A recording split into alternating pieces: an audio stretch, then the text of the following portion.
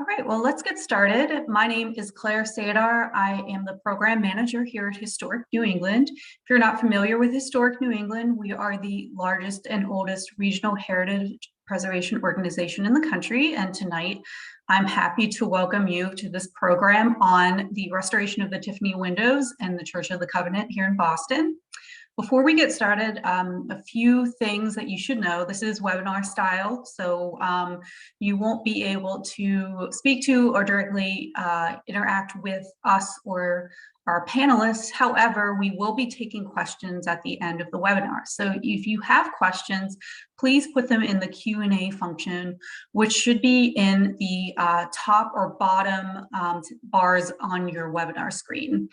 The Q&A function will allow us to field your questions and organize them a little bit better.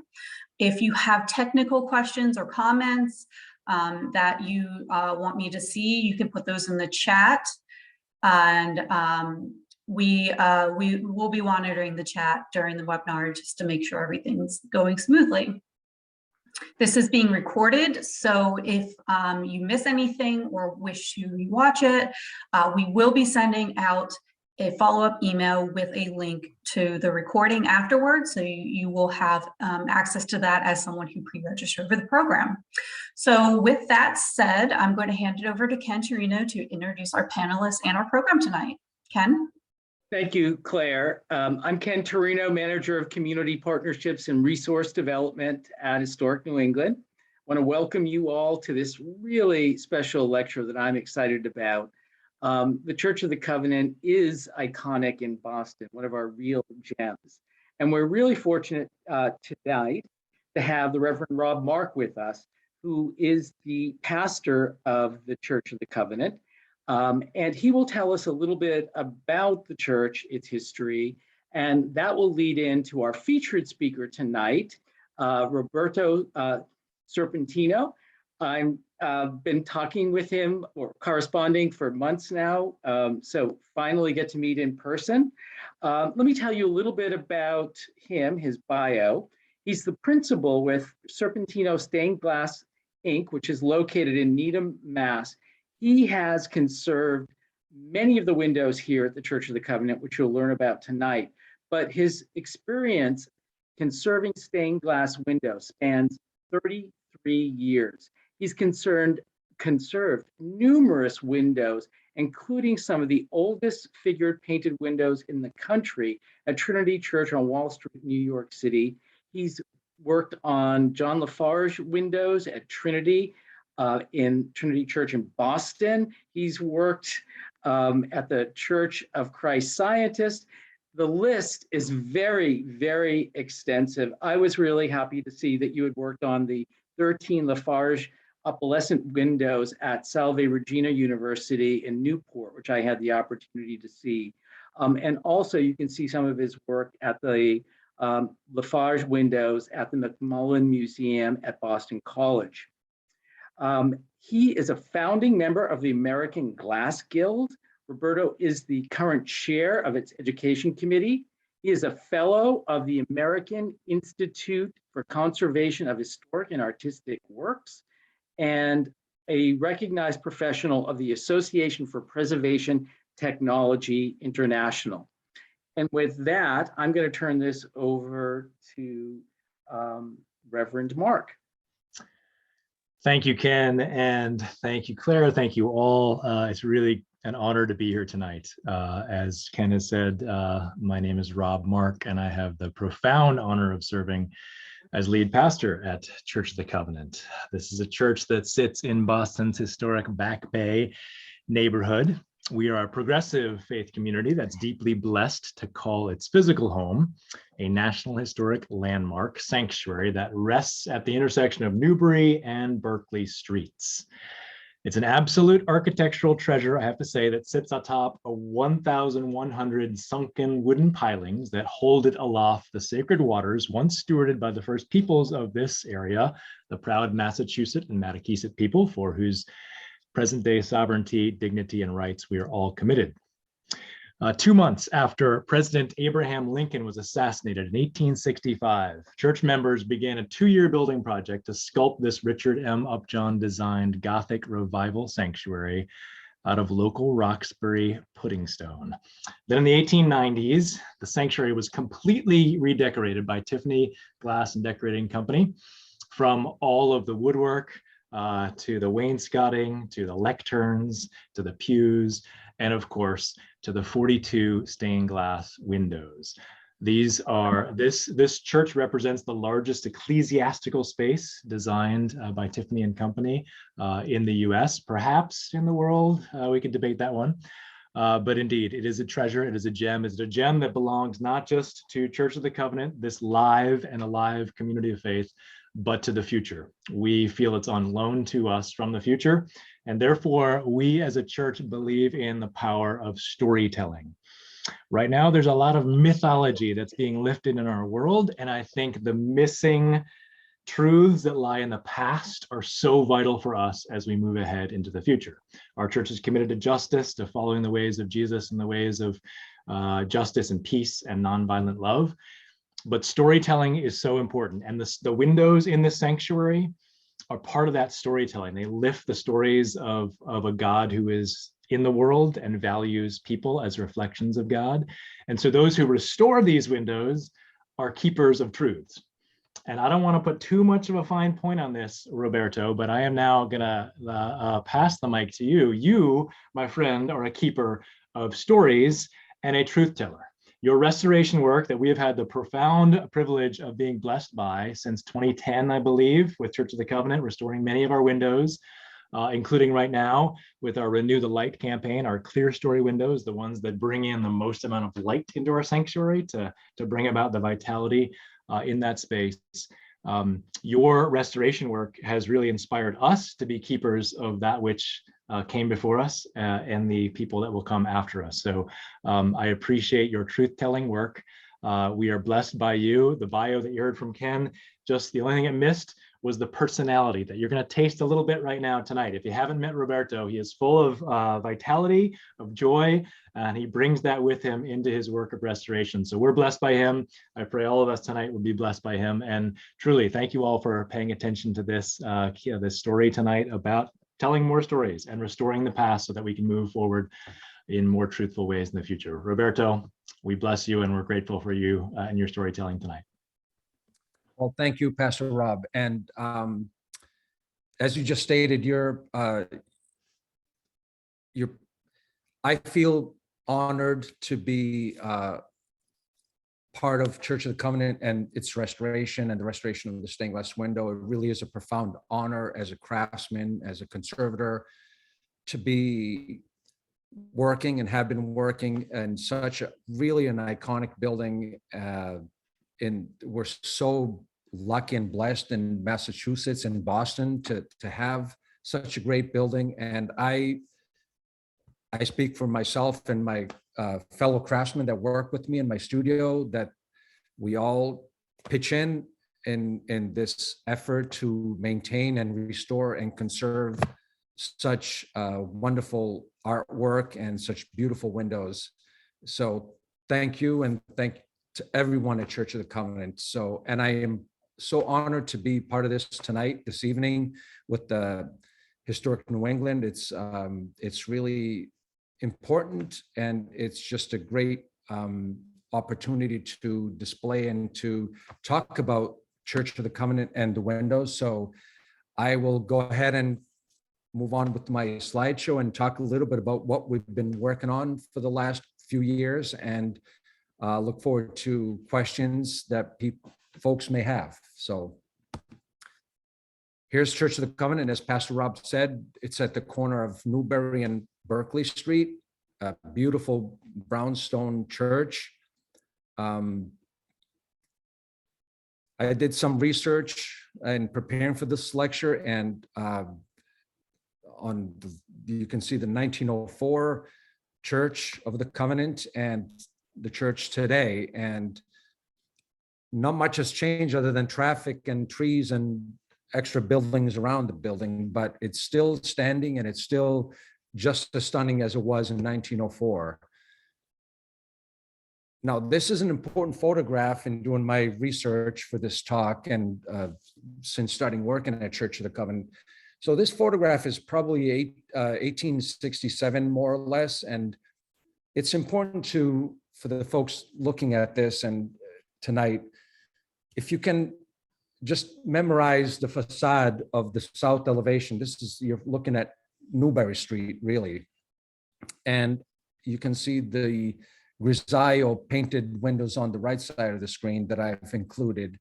And the entire church was decorated with these painted grisaille windows early on, 1865 thereabouts. So the entire church was built and decorated with these grisaille painted windows. And in the north transept in Church of the Covenant is the only remaining original window from 1865 before opalescent glass, which we will discuss later on into the webinar tonight. Before, at 1865, this is the traditional stained glass window. Opalescent glass wasn't created or invented or used yet in stained glass. So the entire Church of the Covenant was decorated with these painted grisaille. Grisaille is a French term meaning gray. So this is what Church of the Covenant looks like. And then along comes Tiffany. And in mid-1890s, the entire church was rededicated and redesigned by Tiffany, Tiffany Studios. And it was a whole movement. Opalescent glass was just invented, if you will, per se. Not opalescent glass had been used in vases and glassware since the Egyptians, but in stained glass, it hadn't been really used yet.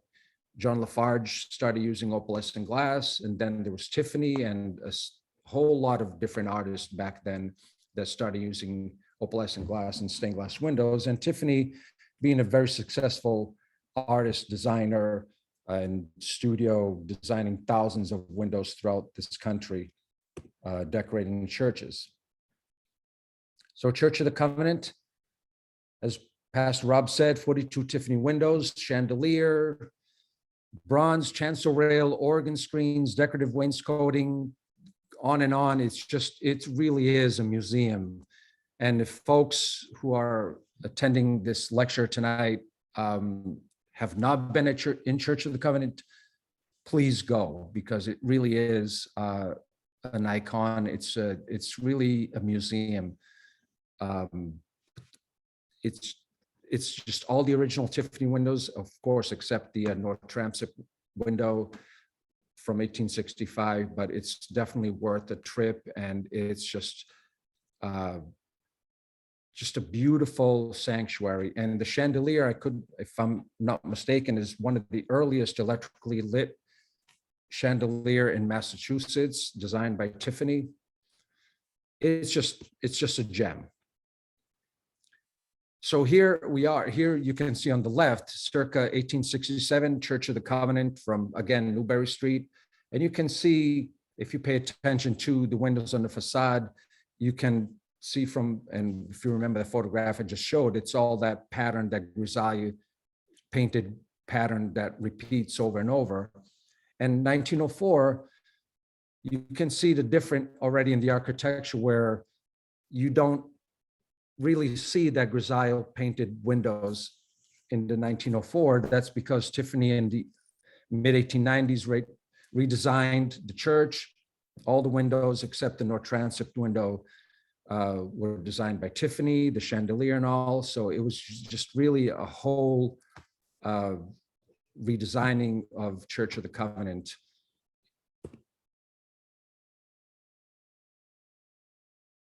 So this is what the south elevation of Church of the Covenant in 1867 would have looked like, with the windows, painted windows shown on the right. But if you go to Church of the Covenant today, that same elevation is the Ascended Christ, designed by Tiffany Studios in 1893.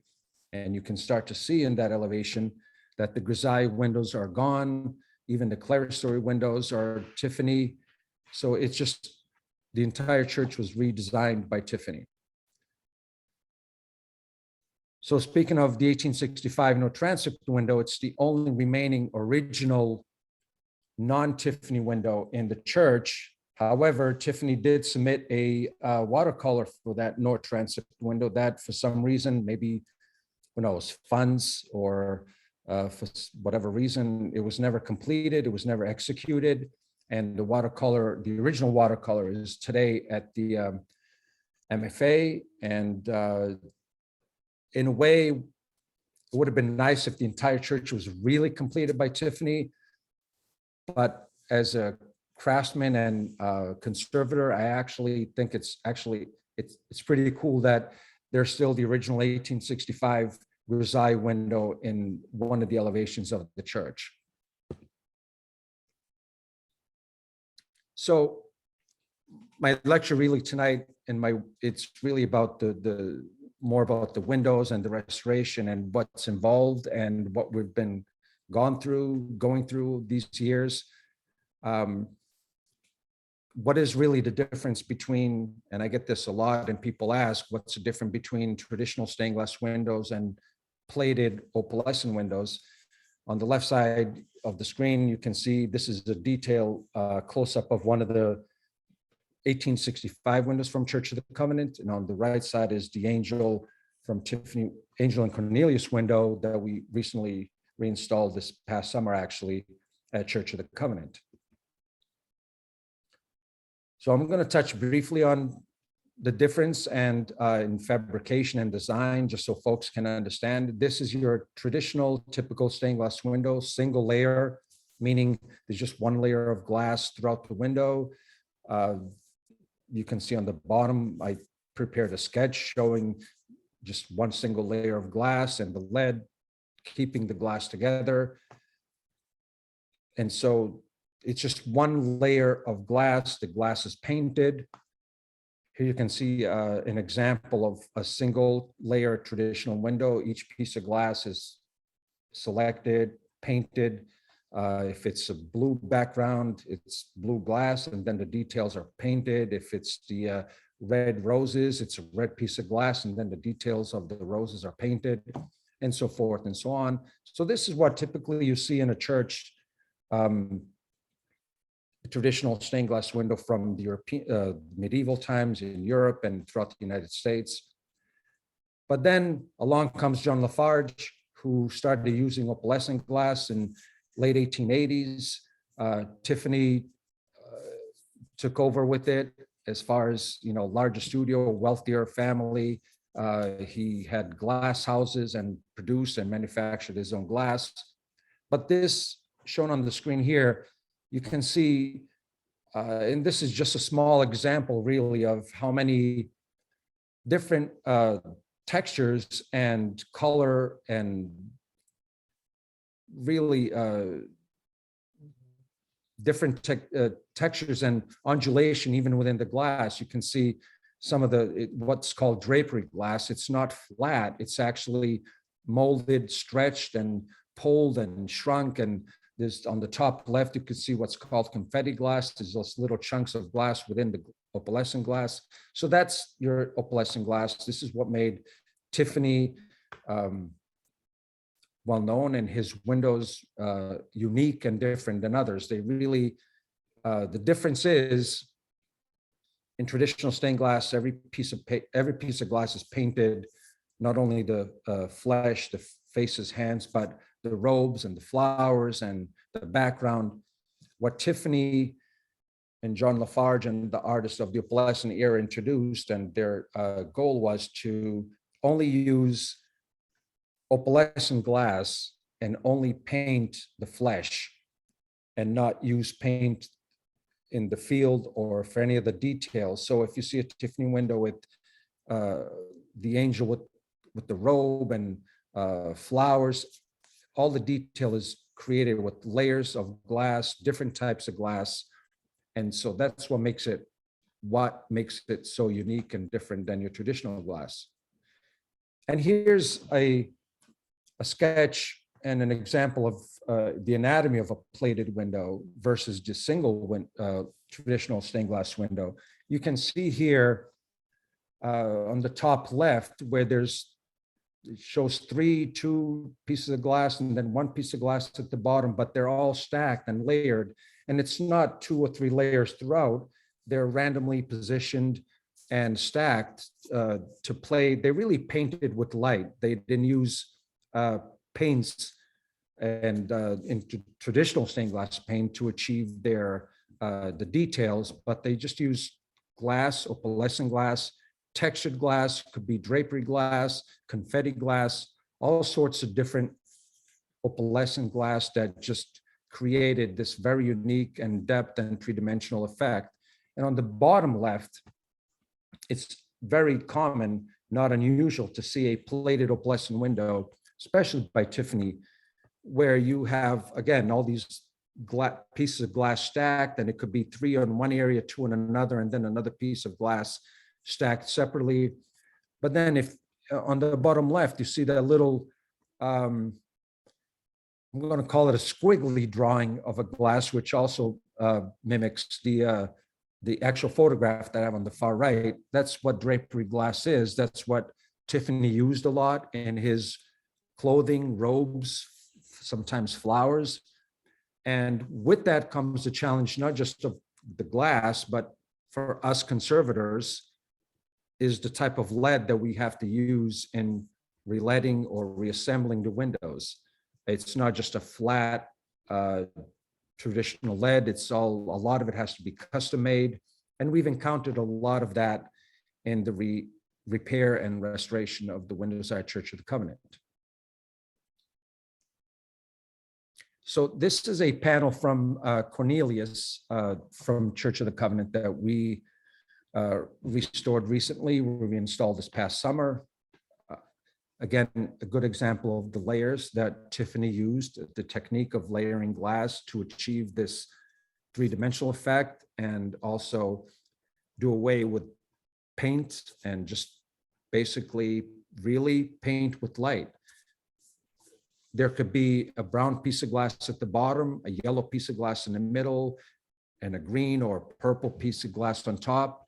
And again, here I'm showing 3 layers of glass in the bottom section, the feet of Cornelius, but it doesn't necessarily mean that there were 3 layers of glass throughout the window. In fact, there were not. There were 2 layers in some areas, 1 layer in some, 3 or 4 in some others. So they really layered the windows and played with the light to achieve what their intention was. This is a close-up photograph of the foot of Cornelius, again showing the 3 layers.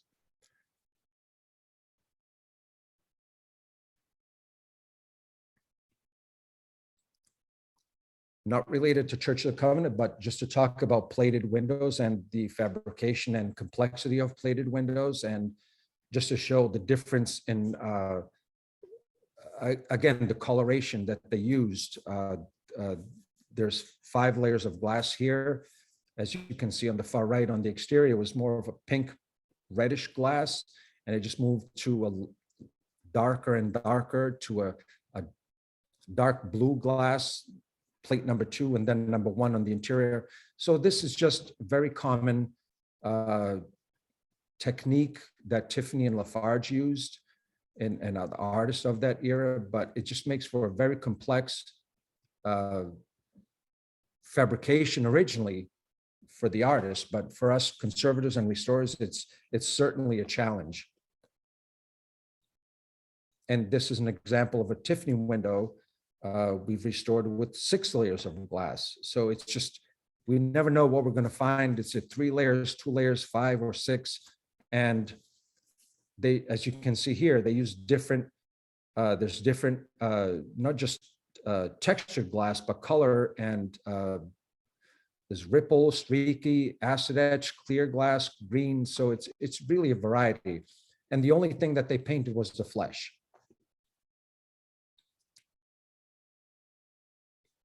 So as conservators and restorers, it's all great that there's these layers of glass that make these incredible windows that are just so unique. But what's under all these layers of glass and what's all these plates that are stacked over 80, 100, 150 years, you can only imagine what can be trapped. On the left side is actually the foot of Cornelius from the Angel and Cornelius window at Church of the Covenant.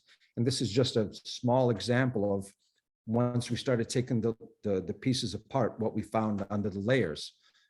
But over the years, we found many unique and interesting things. Of course, soot.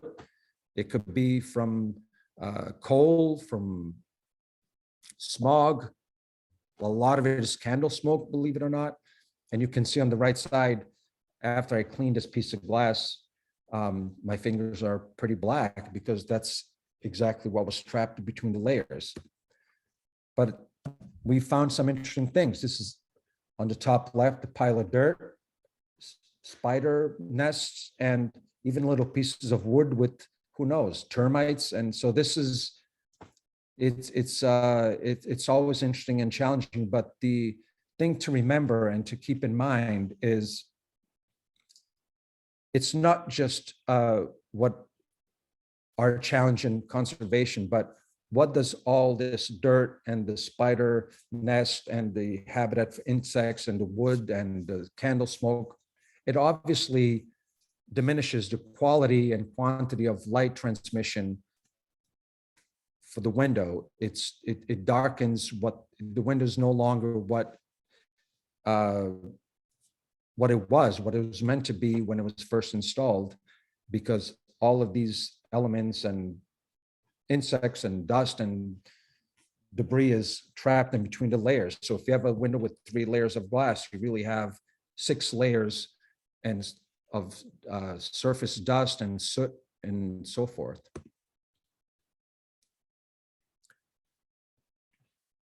So the Angel and Cornelius, we removed it in 2019. And then of course, we all know what happened after that. COVID hit, but we reinstalled it this past summer. It did take us about a year to complete the window, but again, because of COVID, we kind of had to slow down and reorganize ourselves. And I'm sure the same thing with Church of the Covenant, but it was an interesting project, to say the least. We have encountered many issues with the window. It was severely deteriorated, which is not uncommon with windows of this age, but also the fact that this all the multiple layers, it's just heavier than your traditional stained glass window. And so then over a period of time, it just starts to, glass starts to crack and it starts to shift and fall apart and collapse. This is by far probably the most deflected panel I've seen in my 30 plus years in stained glass conservation. This is not meant to be folded this way. It's actually supposed to be flat, but this is how severe the deflection was in one of the bottom panels, and actually both bottom panels of the Angel and Cornelius window. There was severe lead deterioration throughout the windows, the 2 windows, in interior and exterior. You can see on both left and right side where the glass is actually separated from the lead.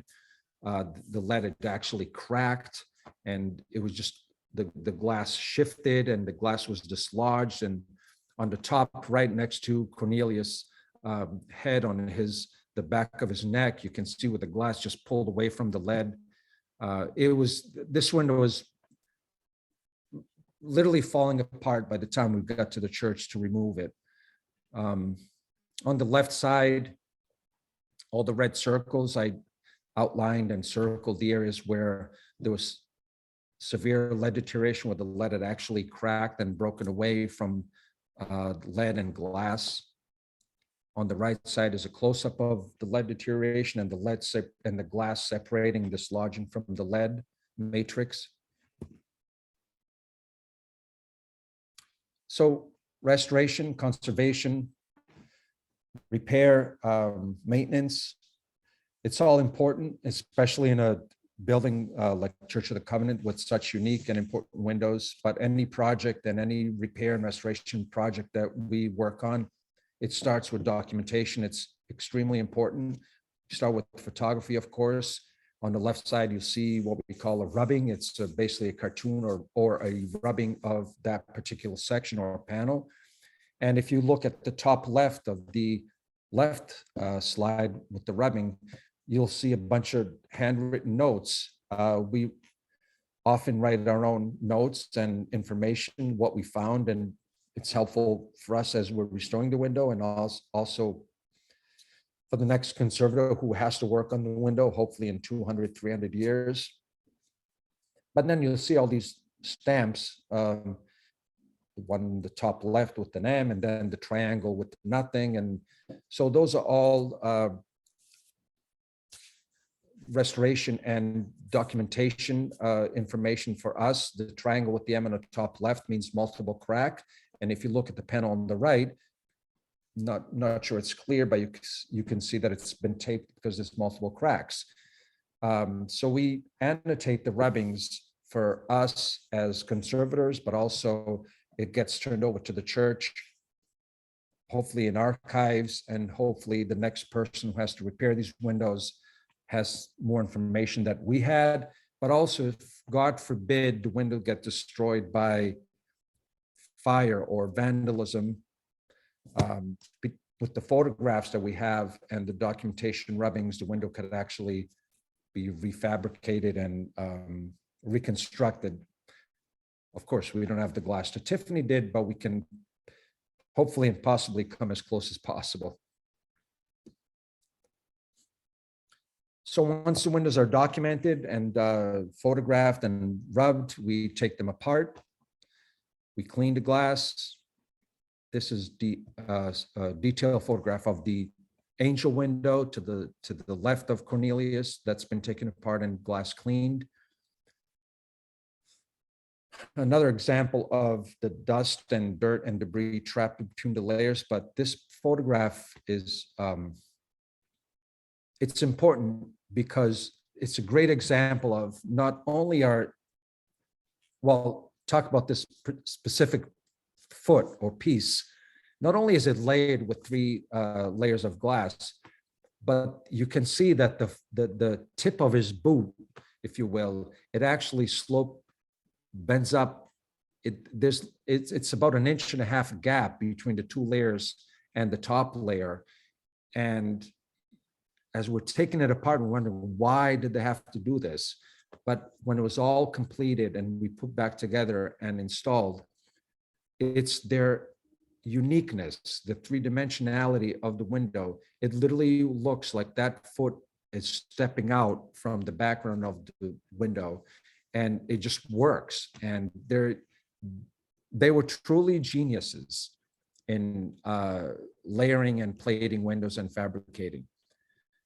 So here, this is just sections of that foot that I was just talking about. On the top left is the original piece. And on the right, top right, we started to take the piece apart. You can see the 3 layers and how thick and high that lead is. Now on the bottom left and bottom right, on the bottom left, you can see we actually had to, going back to my previous slides about the uniqueness of plated windows and the different layers and how thick the glass is and the lead is different. So oftentimes we actually have to custom make our own lead and figure out how to make sure that the glass is actually wrapped and secured. And on the bottom right is that panel complete, leaded and soldered. And you can see how it actually sticks out from the background, from the rest of the window. And that the rest of that window is already 2 layers thick. And this foot, the tip of this foot of Cornelius just kind of sticks out, it's pretty amazing. And this is relating reassembly of the angel window. Again, very, very interesting and unique lead that we had to order, custom leads that had to be used and cut because of the different layers and the drapery glass. We can't just use one lead 1/4 inch or 3/8. Everything has to be custom cut and mimic. And this is where the documentation rubbing comes handy, where we document and we annotate all the information we need during reletting and fabrication of the windows, so that we know exactly what size is the lead, what size it was, and how much to cut for this particular lead. Anyway, you can see on the bottom right, one of our employees is actually trimming back some of the lead that was used. On the bottom right, you can really see the different, it's almost like a topography of the layers. The base layer where the leaves and the flowers are is one lead, and then you can see where the actual lead sticks out vertically, where it's going to have to butt the plated sections and the drapery glass, and all that lead has to get bent and folded and then cut and trimmed back. It's just tedious work, as you can imagine. But here's a before and after of the angel window. I mean, the section of the angel window.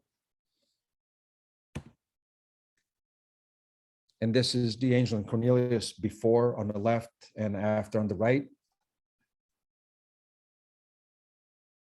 And you can really see here, and I want to preface what I'm saying, there's no Photoshop involved here. This is literally amount of dirt and dust and soot cleaned from the window on the photograph on the left, and on the right, you can see the difference. It's just incredible, the difference once you start cleaning all the dust and dirt and soot from the layers of glass. So moving on to today, we reinstalled Cornelius, the angel and Cornelius window. I think it was July of 2019, and I'm sorry, 2020, 21. We started removing the Clerestory windows.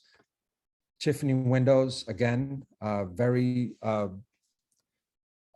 bright and different. They're not heavily plated, if at all, actually, like the lower windows in the sanctuary, but they just give a lot of light, and it's just the sun coming through. This is the south elevation where we started, and the sun coming through the Clerestory is just incredible. And still, with all the opalescent glass with the blue yellow streaks, it just really brightens up and gives the sanctuary a unique hue and color. So here's where we started this summer. That's the south elevation of the Clerestory window on Newberry Street. Clerestory windows on Newberry Street. We've removed 7 windows. I know you can only see 5, but then there's a return on this side here on the southwest, if you will, transept. So how do you get there? It's about 85 feet from the floor. Very challenging. To set up scaffolding to get up there would have been extremely expensive.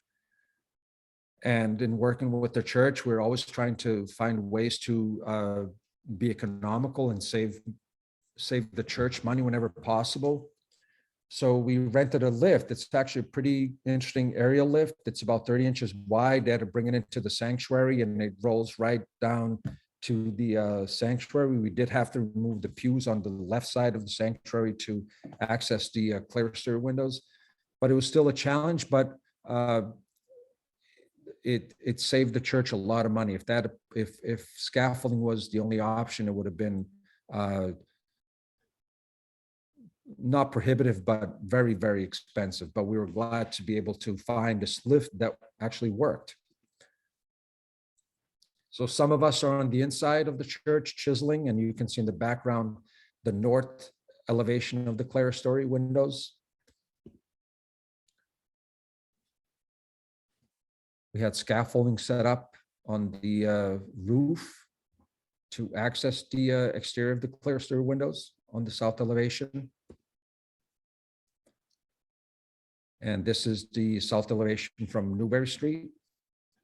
which, by the way, I have to say it was August, and I did not mind having this office for the month of August with everything going on. So it was pretty interesting, and I had a great view. But here's what we faced, and here's what we found once we started to examine and removing the windows. The lead deterioration was so severe that we had to, and I'm sure you can see tape on the images. We had to tape every single piece because these windows were so badly deteriorated. The lead was literally pulling away and pulling apart. Over the years, the windows, there were some repairs done over the years, some okay, some not great at all, and I'll show some slides later, but they've suffered from a variety of issues, obviously age, ill-advised repairs, shoddy repairs, people just applying silicone and caulking just to stop water from penetrating and repairing cracks. Glass was just pulling away from the lead. You can see on the photograph on the right, just lead pulling away and cracks and people just smudging silicone. And then not a great photograph as far as high resolution, but the photograph on the right, this window was removed at some point. We're not sure when, but it was removed and re-leaded previously. The photograph on the right is an original window that has not been altered or I'm going to say abused, if you will. But the window on the right, you can see these windows are supposed to match, they're supposed to be the same as far as glass coloring and all that, but you can see how different they are. The bottom panel is completely different. The three pieces of green glass that you see on the photograph on the left are not original. But then we move up to the top, and this mismatched glass and previous and repairs and replacements that they just threw whatever they had in the studio in there and just put it back in. And so now we're faced with the struggle and exercise of finding the right glass, which is a challenge, and it has not been easy. On the top is the bottom panel of that window I just showed, and on the bottom is what it's actually supposed to look like. It's the original panel from a different window, but the top panel is actually supposed to look like the bottom panel. And you can see how different the glass is. They had, whoever did this had no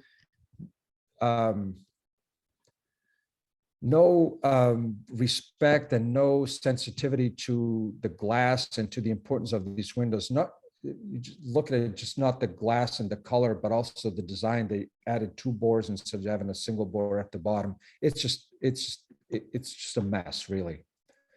But we worked through it. So we started restoration of the Clerestory windows in the studio. Again, documentation is the first step. It's one of our employees taking rubbings of one of the panels. Again, here's a rubbing on the right side. The panel is on the left side, and you can see all the annotations and all the information on the rubbing that's useful to us. This is an example of one of the panels before dismantling, before restoration. You can see on the right side, they smudged silicone to cover cracks. The windows are dismantled and cleaned. And I know you see all the little pieces of tape on the left photograph with numbers. Those are pieces that are being repaired, and we number each piece and number the tray where the pieces go. So they'll go back in their respective places. Every piece of glass that was cracked was repaired with epoxy, hextile epoxy.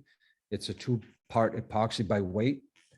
A lot of the pieces were tinted with dyes and orsol dyes and pigments, so that to match the color of the glass as close as possible.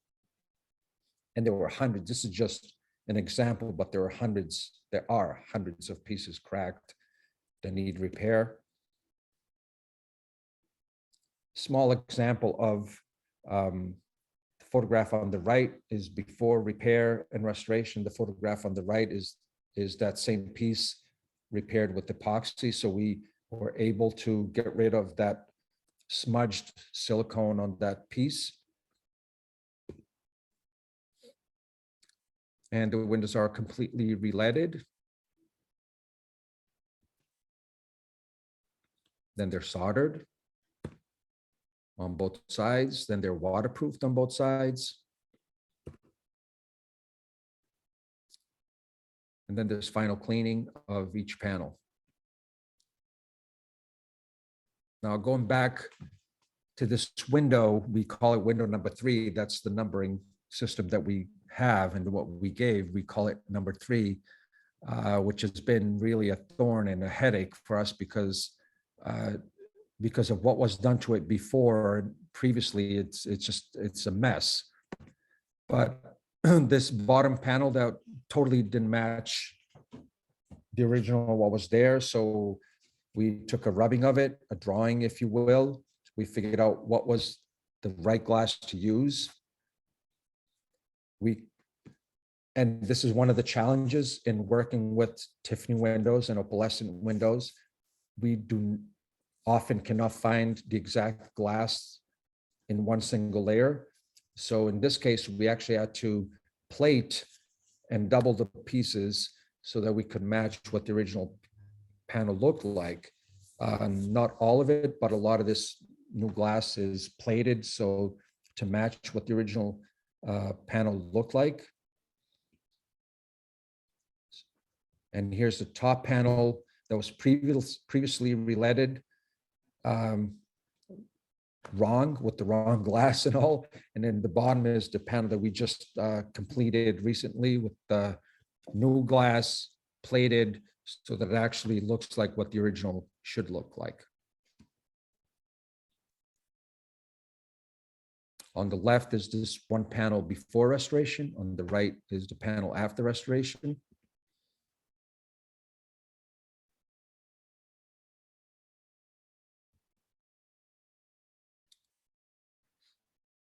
So that window number 3, as we call it, the problem window, the bottom panel, we were able to find glass that worked to redesign and refabricate to match the original. But this top section, we're having a hard time finding some of the original glass.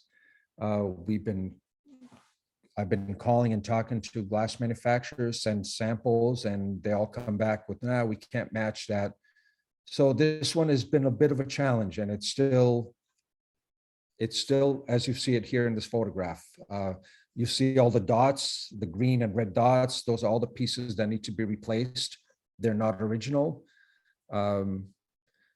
You'll see the sheet of paper there telling us what the red dot should be and what glass should be, what the green dots are, and so forth and so on. So this has been a bit of a challenge. We don't have a supplier for the glass yet. We are still researching, and we're optimistic and hopeful that we can find a glass. And even if we find something close, but then we have to plate it so that it looks like the original, we're willing to do that, but we're trying to find an original glass that can match the original as close as possible, or to at least do a better job than what was done previously. On the left side is the bottom section or the middle section of window number 3, and you can see the green columns are not original. Those were replaced previously. And on the right side, we were able to find the right glass that matched the original columns, but we still are searching for the 3 bottom squares with the X's you see here that were replaced previously that don't match the original at all. Again, I don't have a good high resolution photograph on the left for window number 3, but window number 3 on the left is supposed to look like window number 1 and 5 and so forth on the right side you see here on the photograph. So that's our goal and that's our challenge right now, but we're hopeful and we are optimistic that we will be able to find a glass.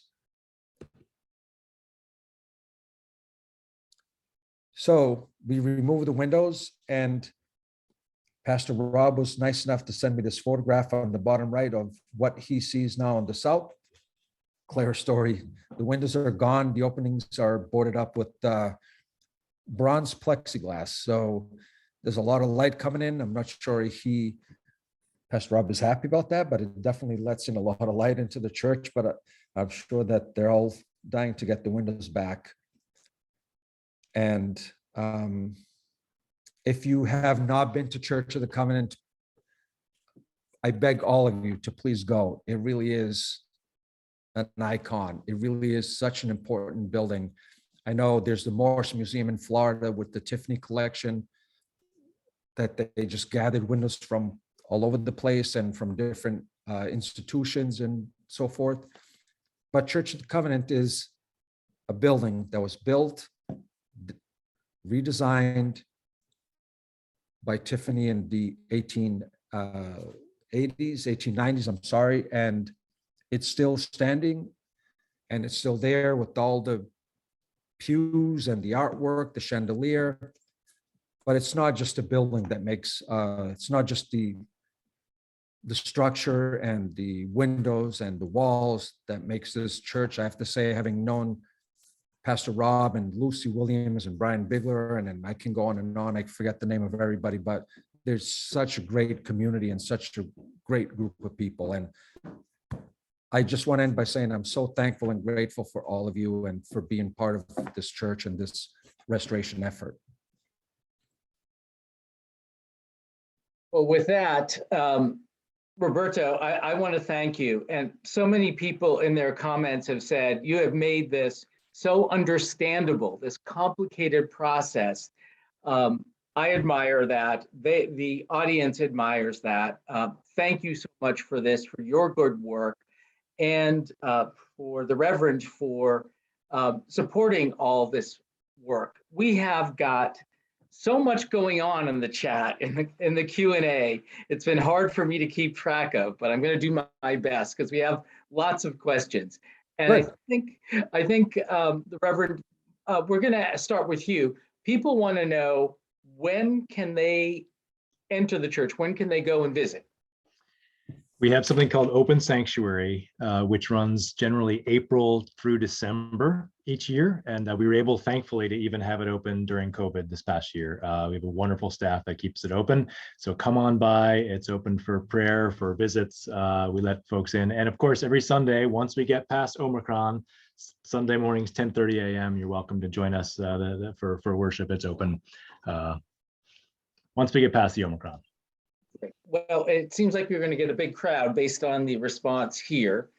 And one of the earlier questions that came on it has to do with the redecorating from the 1860s interiors. And that was that it was pretty extravagant what you were doing with Tiffany. Was there any debate over this? What was the response when it happened?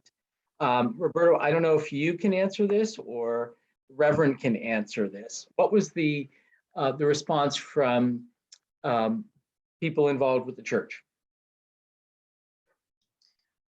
So my understanding, and I wish we could vocalize some of our building stewards who are incredible, Lucy Williams and Brian Bigler and others, Charlene, James, who know this by heart. But my understanding in the 1890s, this was always, Church of the Covenant was always a working class, dedicated to the poor kind of a congregation living in the city, seeing that as part of their mission and ministry. But it also had touch points to folks who had some deeper pockets. And I believe those folks came in and helped donate money to make it happen.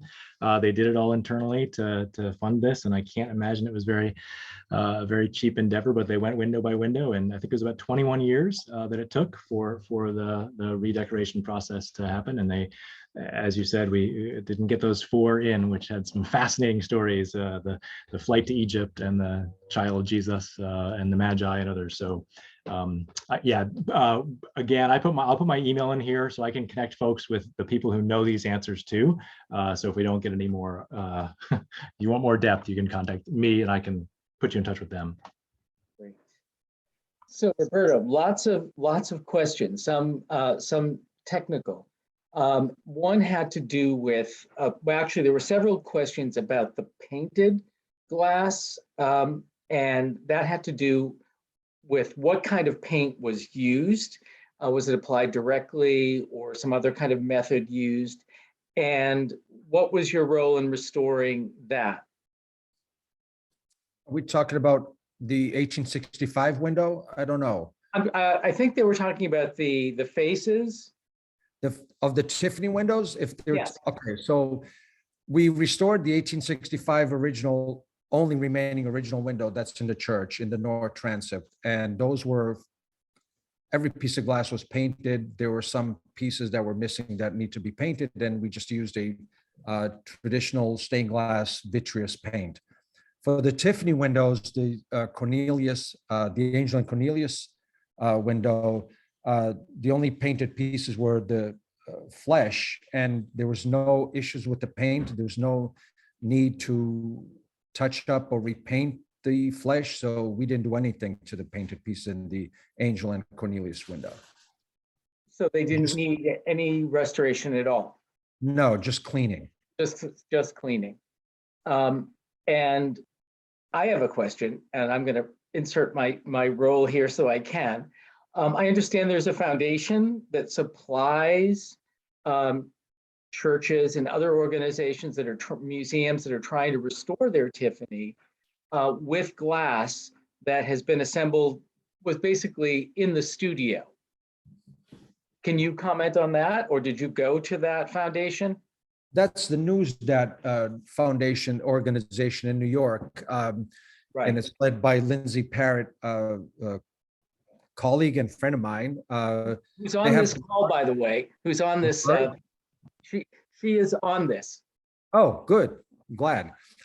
They have the largest collection of Tiffany glass, and I don't want to speak for Lindsay, but yes, they if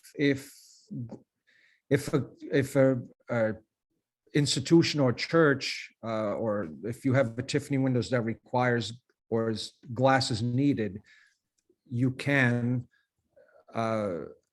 submit or ask if the NewsDat Museum has that type of glass or that particular glass, and there's the whole different steps to get to that, and if they actually have the glass and to get to for you to use. We've tried in the past once actually for not to digress from this particular project, but still talk about Church of the Covenant. The Dorcas windows was vandalized several years ago, and we did send the NewsDat Museum samples of glass that we needed, and unfortunately they did not have any of that glass. It was a very specific drapery textured glass and color, so we actually had to have the glass custom made. But to answer your question, yes, the NewsDat Museum and collection of Tiffany glass is there, and they're helpful, and they're a great organization, and it's a great resource. And a question from Lindsay: what is the most number of plates you've seen in a window? 6 layers, as you referenced in your presentation, or more? Tiffany, 6 windows. 6, I'm sorry, 6 layers. 6 in the Tiffany window. Lafarge, I've seen, actually, it's probably the same. So about 6. I'm going to say 6. And have you had to reinforce the windows because of the weight? Is that ever an issue? Well, part of the, one of the things we learn in restoration and conservation, one of the first things even before we remove a window, but then once we bring it into the studio, is why did it fail and where did it fail? and so, yes, there's times that if we feel that, okay, well, this area has 6 layers of glass and it was poorly fabricated or poorly designed, and I don't mean to say the word poorly as a criticism to the Tiffany studio or their craftsmen or Lafarge or whoever. It's just that obviously today we in restoring these pieces of art, we learn from their mistakes and we can make it better. So there's times that, yes, we have to augment the structural system by adding external bars or different support systems. So yes, but I want to say one thing before I forget. And it's important to mention.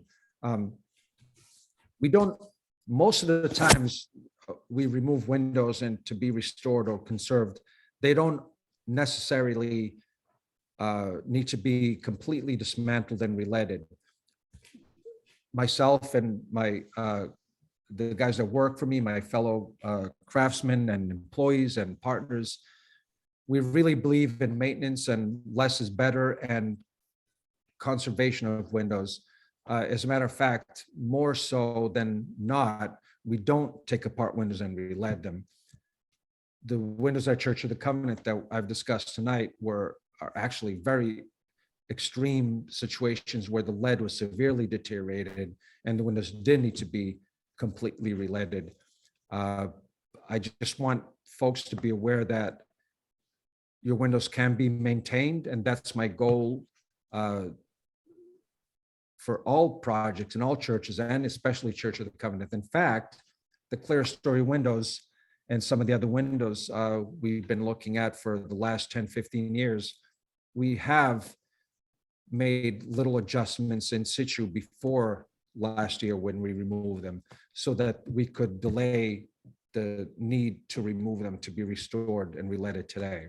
Just for folks, I don't see who's in the group and who's in the chat and who's in the webinar, but if there are any steward of churches and windows, just be aware of the rampant salespeople that are going to tell you that your windows are 100 years old and they need to be removed and re-leaded, because that's not always the case. And in fact, it's usually not the case. And that's my spiel for tonight. So Roberto, someone asks about, is there a protective coating on the outside to protect it from the weather?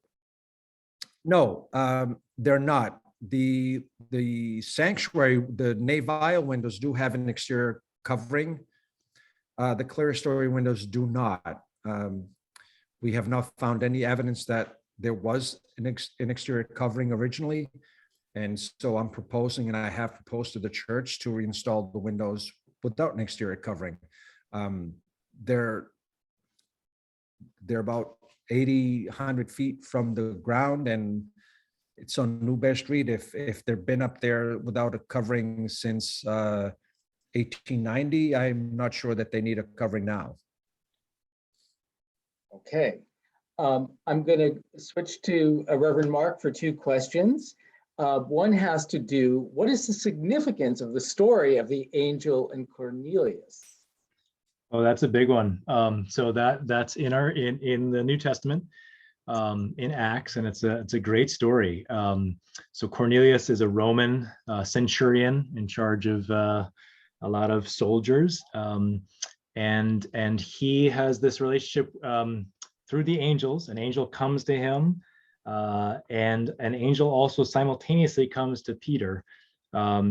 And sends the two together, and it's really celebrated in the scriptures as one of the first expansions of the gospel beyond just the Jewish people. Jesus was a full Jew, and the Jewish story, and the expansion on that of the gospel and the story of God's love moving out beyond just that part of the family, but to the what's so-called Gentile world and the Roman, the imperial, the ones who killed Jesus. They were the Romans. They were the ones. Even the enemy was brought into the love of God, and it's a powerful story, and it's really amazing to have it restored. I mean, it is quite literally a place where you can see more light shining through after this restoration. You can read your hymnal a lot better when you're sitting under that window now. Thanks to Roberto. You just answered another one of the questions about the quality of light, so thank you for that. The other one is that someone was asking if they wanted, obviously this restoration costs lots of money. I saw in the chat that you said you were counseling someone else who has some windows they're looking to restore about grants that are available. But if someone wanted to make a contribution, how would they do that? Could you put that in the chat or tell us? This church relies on an incredible amount of generosity, and so even that question, I honor it, and I honor people giving to historic preservation, and specifically this church. I absolutely will put a link in the chat for people to do that. We have an easy way to do that at the church, and we really appreciate their generosity. And it's, again, standing on the shoulders of giants who've gone before us. So thank you. Very good. Let's see. Roberto, did you also work on the lighting fixture you showed? Was that restored at the same time? It was gently and lightly cleaned probably 10 years ago. Yes, there was a lift in the church, and I believe Pastor Rob can correct me if I'm wrong, but there was, I think, new light bulbs installed. And at that same time, I was called to go in and clean some of the glass. Right. And I'm going to end with this question, and that is to Roberto. Are there up and coming conservators or in the field that you are involved with stained glass, leaded glass restoration? Conservators? Yes. Is there training for people coming up in the field, or do they apprentice with you, or how is that happening? I wish. The United States does not have an apprenticeship like Europe does, and which is really a shame, because I and everybody else that works for me, we're all getting old. And so we really are hopeful and looking for people that want to, are interested in conservation of stained glass windows. And there's no apprenticeship in this country. So I guess the quick answer is no. But we're always looking and hoping that someone with the right attitude and philosophy and respect and sensitivity for this craft comes along. Well, Roberto, I want to thank you for your dedication to this profession and what you're doing, because it's